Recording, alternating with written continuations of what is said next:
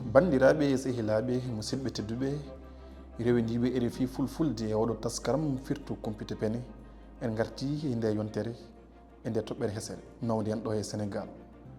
Andinama wonde e vidéo goto cariɗo no fewi e TikTok ko noon kadi e médiaji renɗo goɗɗi wonde ngaalu kaaƴe kanŋe jiitama ɗo e Sénégal.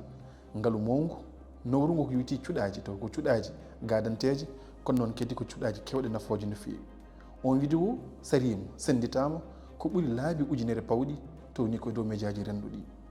ɗum wona hunde wonde ko witi e banggue nguɗon ngaalu kaaƴe ɗeɗon kanŋe biteɗe jeyama e Sénégal wodani ko hunde tafade mayni mbiya iya walla hakkille tafaɗo moƴƴini konto oɗon sari ɗum kono noon tawama kadi o rendini ɗum e jeynjenkoɓe ɓeɗon no ɓe gowi wadde saaha kala to ko jayde télé bitende France 24. Flash Info, un grand trésor a été découvert au Sénégal selon une information révélée ce matin par des sources proches. nde mbaɗɗen wittoji meɗen billifiɗen no fewi en tawi wonde ɗiɗon vidéo ji kaaƴe kanŋe jeeteɗe e oɗon vidéo kabaru fenade caktade e dow TikTok ko vidéo compte goto biteɗo Marcus.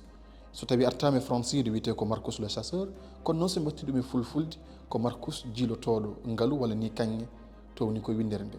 On hoore makko biteɗo Marcus wodani hayso tawi kanko ni woodi vidéo ji ɗi waɗat ɗi kam ko vidéo ji tafaji saabu yiyaka hay saaha goto kanko to holliri ni nokku to ittata ɗeɗon kaaƴe kanŋe hay saaha goto kadi o hollirani wonde o tawi kaaƴe kanŋe walla ngaalu kanŋe e nder leydi Sénégal. Bandiraɓe musidɓe tedduɓe min paccirini on min laɓɓini on kono noon kadi min gonɗini on ɗiɗo kabaruji ene wowi wadde saaha kala.